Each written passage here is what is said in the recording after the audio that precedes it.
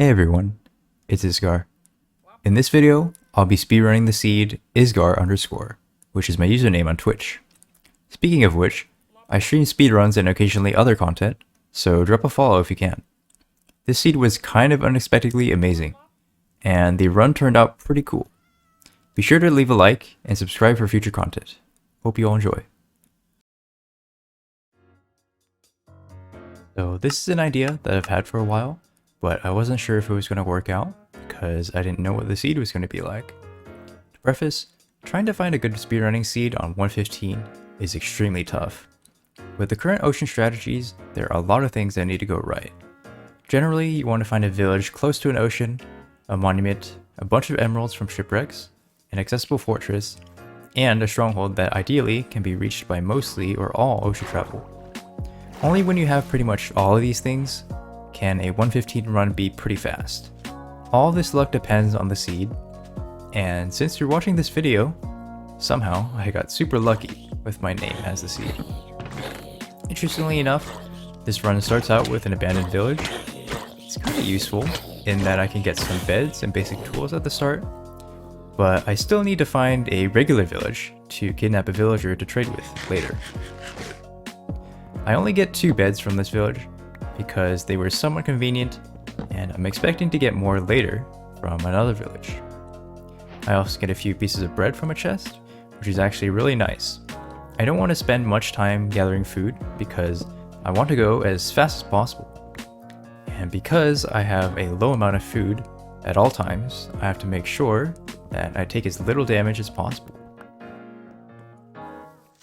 Now there is a random creeper that pops up, which is kind of scary.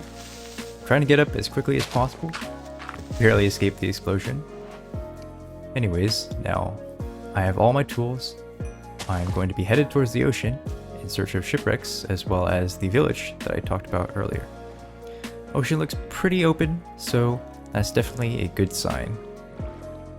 I'll speed up this part a little since it's just a bunch of boating and loading the shipwreck off the coast, as well as making my iron tools. Now right as I get back in my boat, I notice to my left that a savannah village actually loaded in, which is great news. I'll be needing a villager to trade with for ender pearls, and hopefully enough beds so I can kill the dragon.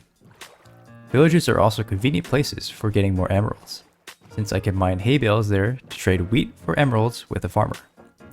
I'll be needing 26 emeralds in total, as well as the 8 gold blocks from the monument to successfully trade for 12 pearls. Another important aspect of this village is whether it has a brewing stand or not. The brewing stand gives the villager a cleric job, which is the only job that can allow villagers to trade me pearls.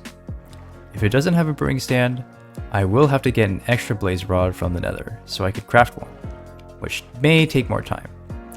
However, this village, as it turns out, does end up having a brewing stand, luckily, so I make sure to collect it. I'll speed this up since I'm just collecting a bunch of hay bales and trading, but one thing you might notice as I'm looking around the village is that there are no houses with beds. Now this is extremely unfortunate. I can't kill the dragon with only 2 beds. I can still go to the stronghold libraries for string to craft into wool for beds, but that would be pretty slow. There is a solution to this, however. I happen to have extra iron from the shipwreck, and I am blessed with a few sheep right next to the village. I can shear my brethren for wool, and I'll have just enough beds. Side note, there is a weird 5-minute lag glitch that happens when I try to craft my shears. Don't really know what happened, but I end up trading with the farmer first before shearing the sheep. And now I am 8 emeralds and 8 gold blocks away from being able to complete the ender pearl trades. It's super reasonable to expect that I'll be able to get enough emeralds now from shipwrecks, especially since shipwrecks are pretty common in 115. Now it's time for me to take my villager to sea and look for a monument. The combination of coastal village and monument is usually where runs die, because oftentimes I can get one of them but not the other, in a reasonable amount of time at least. However, if you look at the distance, there's the monument lighting up the ocean. The fact that I've been able to get this far on the seed Isgar_ is kind of insane. When I speedrun random seeds on 115, It takes me hundreds, even thousands of world resets to get a good seed like this. Not gonna lie, I'm kind of proud of my seed at this point. Now I'm ready to take my trapped villager to the sea and endanger its life by boating around drowned zombies and guardians. An interesting aside though, if I do leave the boat too close to a monument or an ocean ruin unattended, it is possible that a guardian or drowned gets stuck in the boat with the villager, and that's kind of a problem. It's definitely happened to me before, but luckily that didn't happen here, and I was able to safely extract the gold from the monument. Once I have all the gold, it's time to start trading with the villager. It's a little unfortunate that the shipwreck right next to the monument didn't have any emeralds, because it definitely could have saved more time if it did. But regardless, the route that I'm doing here, to break it down a little, unlocks the pearl trade on the first Minecraft day, and I am able to get a few ender pearls at the start. I can't trade any more gold to the villager until the next day, so I'll surely be going to the nether to get blaze rods, and hopefully when I get out, I can sleep to the next day. The beauty of this strategy is that once I'm out of the nether, I can make Eyes of Ender from the pearls that I got earlier, and boat towards the stronghold while waiting for the villager to be able to trade again. I did take a peek at the ravine and saw the magma, but it looked way too tiny.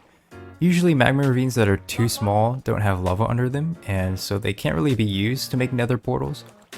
But I do find a much better one nearby, so I gotta leave my companion up above to wait for me when I come back.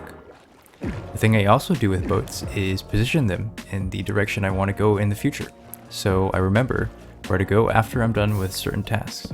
In this case, I saw the shipwreck right there, so I mentally noted that after I get my blaze rods, I'll be looting that shipwreck for more emeralds. At this point, I'm really hoping for a fortress. I've had seeds where this wasn't a fortress for about 500 blocks, and at that point the run just gets way too slow. This is already decent pace, given that my coordinates are almost in the stronghold ring. A fortress spawn would likely mean that this run is actually sub 20 pace, which is incredible.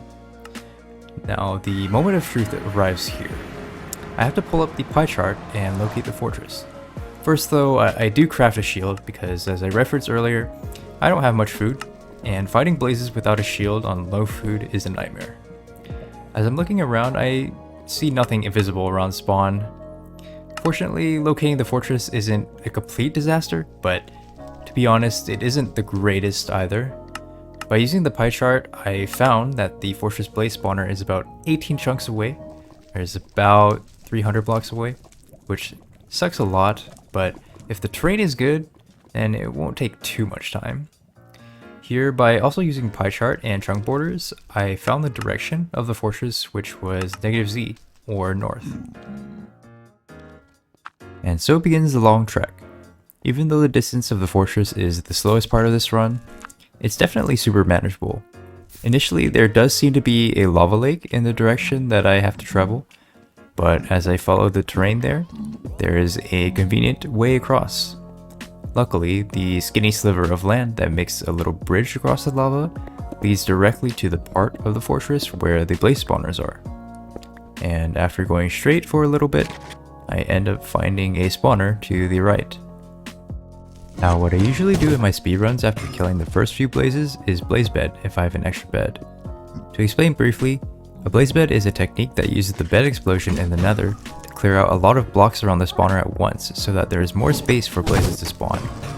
Even though I have 6 beds and I know that I can reliably kill the dragon in 5, I decided to play it safe this time because if you take a look at my hotbar, I really don't have a lot of food, and I want to be able to conserve this food for the rest of the run in case I end up not being able to find more food later. I still take out my pickaxe and mine out the blocks around the spawner. It will have the same effect of allowing more space for blazes to spawn, but it is quite a bit slower.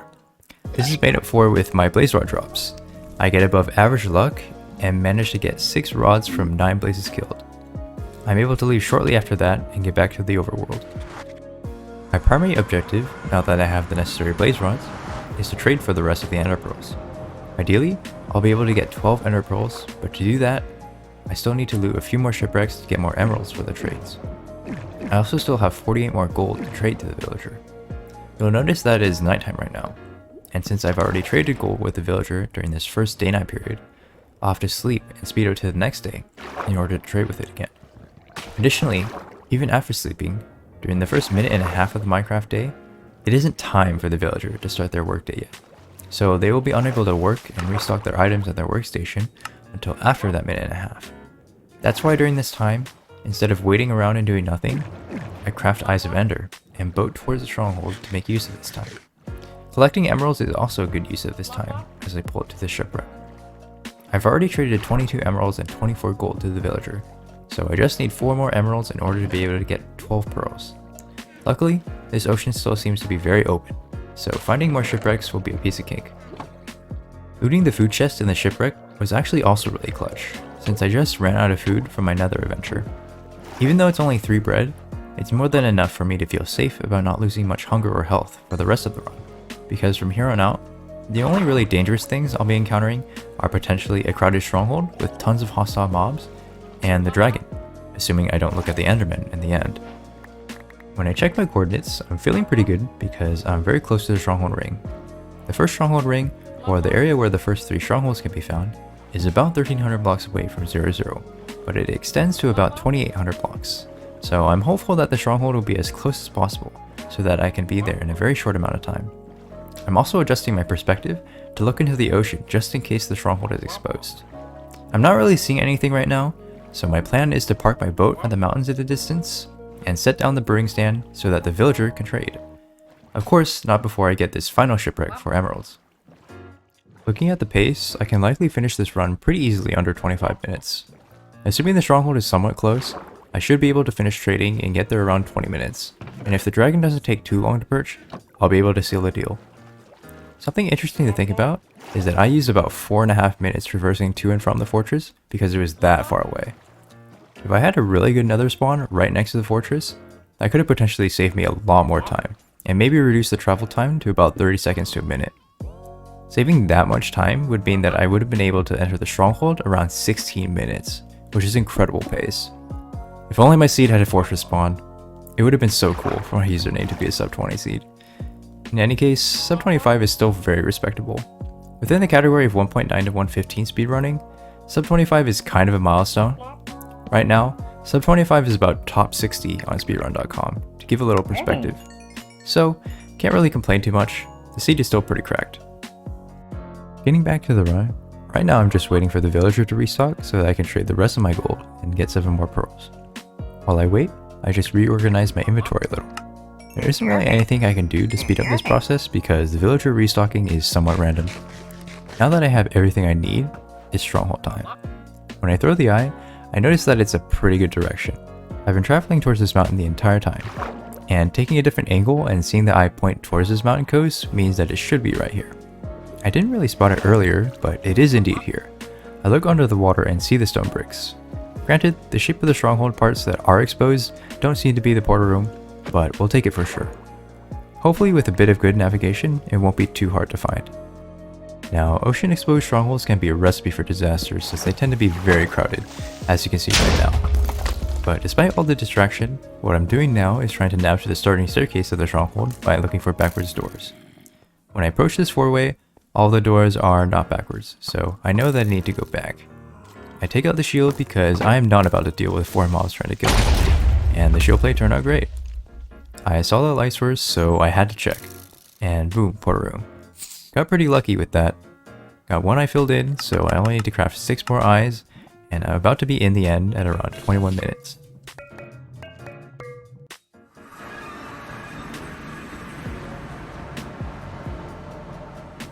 Honestly, I'm grateful that I have an extra ender pearl. Otherwise, I would have had to bridge to the end island, and that would have taken a lot more time, while also making me way more nervous.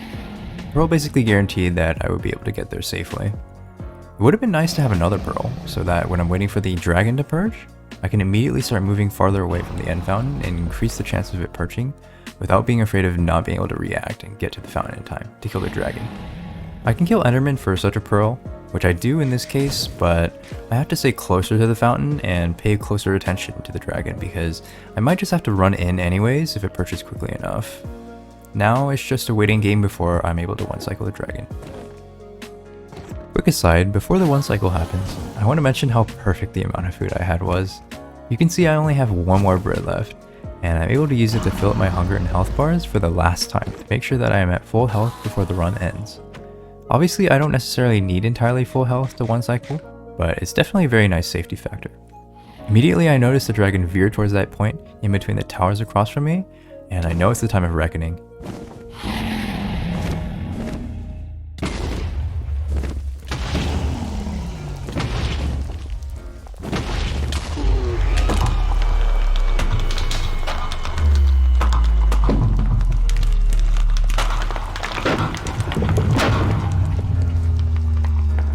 And there it is, a clean 5-bed, and the run finishes at 22:16 in-game time.